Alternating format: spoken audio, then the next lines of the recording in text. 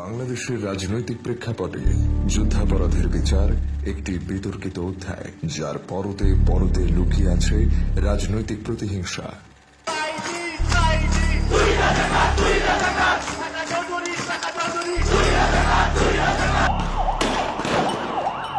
ট্রাইব্যুনালের নামে বিরোধী দলীয় নেতাকর্মীদের কণ্ঠরোধ করা এই মেগা প্রজেক্টের বলি হয় বিএনপি ও জামাতের শীর্ষ নেতাকর্মী। শাহবাগ থেকে তড়িঘড়ি করে বিচার বহির্ভূত রায় দেওয়ার যে অন্যায় দাবি ওঠে, তার পূর্ণতা পায় বিএনপি ও জামাতের নেতাদের ফাঁসি কার্যকরের মধ্য দিয়ে। যে কজন নেতা এই অন্যায় ট্রায়ালের শিকার হন, তাদের মধ্যে অন্যতম হলেন বাংলাদেশ জামাতে ইসলামীর সাবেক ভারপ্রাপ্ত secretary general ATM Azharul Islam. 1971 সালের মুক্তিযুদ্ধে মানবতা বিরোধী অপরাধে জড়িত থাকার অভিযোগে 2012 সালের 22 আগস্ট তাঁকে গ্রেপ্তার করা হয়। তারপর দীর্ঘ 13টি বছর পার হয়ে গেছে। তাঁর মামলার অন্যতম সাক্ষী হলেন রংপুর জেলার বদরগঞ্জ থানার বাসিন্দা মকবুল হোসেন। আজ আমরা জানব মকবুলের গল্প। আমার নাম মোহাম্মদ মকবুল হোসেন। আমি শহীদ পরিবারের ছেলে। পিতার মৃত্যু আব্দুল কলাম। বাড়ি আমার উত্তর রামনাথপুর 8 নম্বর ইউনিয়ন 3 নম্বর ওয়ার্ড, থানা বদরগঞ্জ, জেলা রংপুর। আমাকে প্রথম আসিয়ে জিজ্ঞেস করে কি যে তোমার মা মারা গেছে কিভাবে? আমার মা মারা গেছে যুদ্ধ, এই যে খানসেনারা গাড়ি খাড়া করে থুয়ে আসিয়ে দলে দলে লোক পালায়, তাতে আমার মাকে এখানে গুলি করে মারছে। আমার মায়ের আমি আগে আগে ছিলাম। যখন দেখলাম যে মাও আমার তো মহিলা মানুষ দৌড়াইতে পারে না, তখন আমি আমার জান নিয়ে এই রাস্তা পার হয়ে ওই দিকে চলে গেছি। ওই দিকে যখন চলে গেছি, তখন এদিকে শব্দ, গুলির শব্দ খুব। পরে শুনবার পাই মা আমার গুলি খায়া মারা গেছে। তারপরে আমি ওই পালে থাকলাম। রাত্রে আমার কাছে লোক গেল, আমাকে নিয়ে আসলো। আসিয়ে পরের দিন সকালে আমার মা দাফন করিয়ে আমি কান্দি কাটি চলে যাই। এইভাবে গেলাম, থাকলাম বহুদিন। থাকার পর এই আমার পাশ ধরলো এখানে মুখলেস আর আমিনুল, যে তোমার একটা সুযোগ আছে, সুযোগে সদ্ব্যবহার করা লাগবে। কি সুযোগ? তাহলে তোমার মাকে মারছে, তার জন্য এখন একটা কেস হয়ে গেছে, সেই কেসের সাক্ষী দিতে হবে। মকবুলের মায়ের হত্যাকারী হিসেবে এটিএম আজহারুল ইসলামের নাম যুক্ত করার আপ্রাণ প্রয়াস চালায় সরকার। খান সেনাদের সাথে এটিএম এর নাম জুড়ে দিয়ে চাপ দেওয়া হয় মকবুলের উপর। তাহলে মারছে কায়? তাহলে খান সেনারা। তাহলে সেই খান সেনার সাথে কায় আসল? কে যে আসিল সেইটা আমি বলতে পারি? তাহলে সেইটা বলা লাগবে। কি বলা লাগবে? যে এটিএম আজহারুল ইসলাম তার সাথে ছিল। তিনি এটিএম আজহারুল লোক আমি তো চিনি না, তার সাথে ছিল। সে সময় তো আমি জানের ভয়ে পালিয়ে গেছি। আর তাকে আমি দেখলাম কোথায়, তাকে আমি চিনলাম কোথায়? তাহলে পাগল সেটা বললে হবে না, বলতে হবে যে আমি তাকে চিনছি। তিনি সে কথা কেমন করে বলি? এটা তো আমাকে খুব খারাপ লাগছে। হ্যাঁ, এটিএম আজহারুলের কথা আমি মানুষের মুখে শুনি। সে খুবই ভালো লোক, নোহানি পাড়ায় বাড়ি। সে সবসময় উপকার করে। সেই সময় এই হালিম ভাই আমার সুন্দর পাইছে, পায়া হালিম ভাই আমার কাছে আনছে।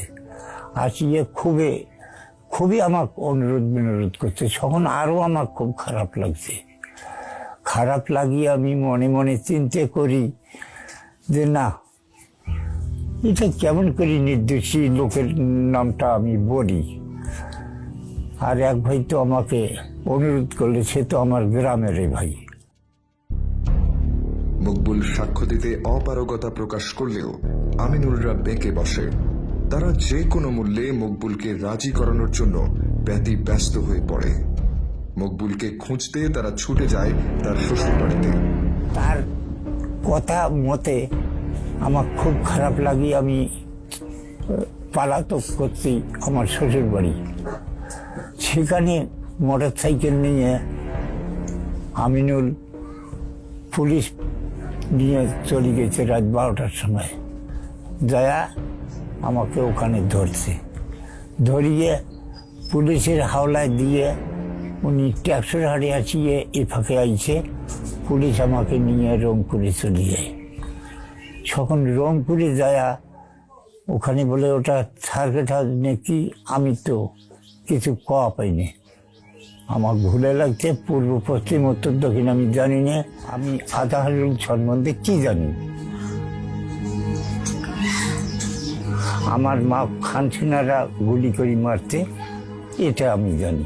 বাতাইলো এইভাবে করাই নেবে, না করলে আপনার বিরাট কিছু জীবনের ক্ষতিগ্রস্ত হয়ে যাবে। বললাম যে আমার জীবনের কি ক্ষতি হবে?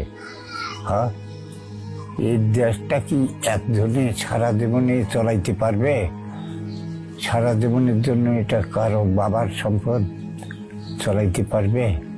আজ বাদকাল একজন না একজন বদলিবে, আসবে তো। সকল উনি বলেছে যে আপনি ওইগুলো সম্বন্ধে, রাজনীতি সম্বন্ধে কিছু জানেন না, আমি যাহা বলি তাহাই তুমি বলো।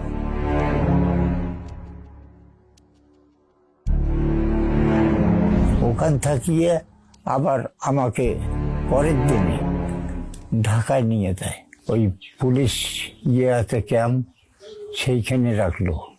আমাকে বুঝায় যে এই কোর্টে উঠিয়ে এগলে বলতে হবে যে খানসেনারা যে মারছে, সেই সময় আজহারুল ইসলাম ওখানে ছিল সিভিল ড্রেসে, সাদা পোশাকে।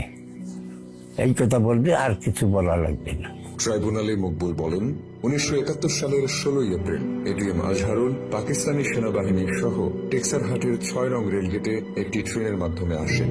এরপর টেক্সারহাটের বিভিন্ন বাড়িঘর আগুন দিয়ে পুড়িয়ে দেন এবং গুলি চালান।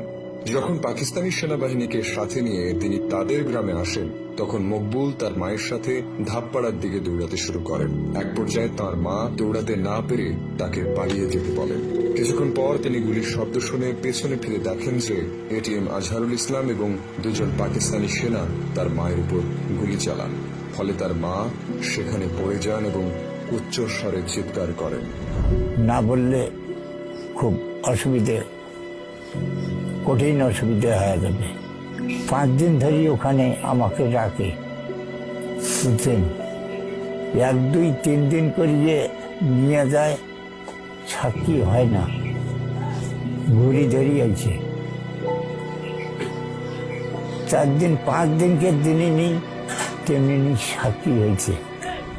এছাড়াও তমিজ নামে এক ব্যক্তিকে হত্যা এবং ধাপপাড়া, মৃধাপাড়া, থনথনিপাড়া ও মোল্লাপাড়ার বিভিন্ন বাড়িতে আগুন দিয়ে পুড়িয়ে দেওয়া ও প্রায় 14-15 জনকে গুলি করে হত্যা করেন বলেও সাক্ষ্য দেন তিনি। পরবর্তী জিজ্ঞাসাবাদে মকবুল বলেন, ধাপপাড়া তাদের গ্রামের উত্তরে প্রায় 1/4 মাইল দূরে অবস্থিত। তিনি পড়তে বা লিখতে জানেন না। তিনি আরো বলেছেন যে তিনি যে রেলগেটের কথা বলেছেন সেটি তার বাড়ি থেকে প্রায় 3 কিলোমিটার দক্ষিণে অবস্থিত। মকবুলের এই সাক্ষ্যের উপর ভিত্তি করে 2 নম্বর এবং 3 নম্বর অভিযোগে এটিএম আজহারুল ইসলামকে ফাঁসির রায় দেয় ট্রাইব্যুনাল। আমি ওই জীবনের ভয়ে ওই যাহা বলছি বা এইটুকু। কোনো উপায় না পেয়ে এক পর্যায়ে মকবুল সাক্ষ্য দিতে বাধ্য হন। আজহারের বিরুদ্ধে ট্রাইব্যুনালে মিথ্যা সাক্ষ্য দিয়ে প্রবল অনুশোচনায় ভুগছেন বলে জানান তিনি। আমার সব সময়ের জন্য অন্তর তার জন্য কান্দে যে আল্লাহ আজ আমি কোন পর্যায়ে তার কাছে এই ক্ষমা চাবো আর ক্ষমা পাবো। এখন যদি সে ক্ষমা দেয় তাহলে আল্লাহ কি মানুষের ক্ষমা আল্লাহ দিতে পারে? অন্য নেতাদের ফাঁসি কার্যকর করলেও এটিএম আজহারুল ইসলামের রায় কার্যকর করতে পারেনি ফ্যাসিস্ট সরকার। তার মুক্তির আশায় এখন দিন গুনছেন মকবুল। তার এই ভুলের জন্য একবার ক্ষমা চেয়ে নেবেন বলেও আশা ব্যক্ত করেন তিনি। কিন্তু আমাকে এই সম্বন্ধে কেউ ভালো মনে করি দেখেনি। কথা বলছে, আমারও মন ডাকে যে এ সাক্ষী দেওয়া চলে না। তার উপর আমি এইটুকুই কামনা করি যে আল্লাহ তাকে ক্ষমা করুক, আল্লাহ তাকে ওখান থেকে বাইরে আনুক, আমরা যেন তাকে দেখতে পাই।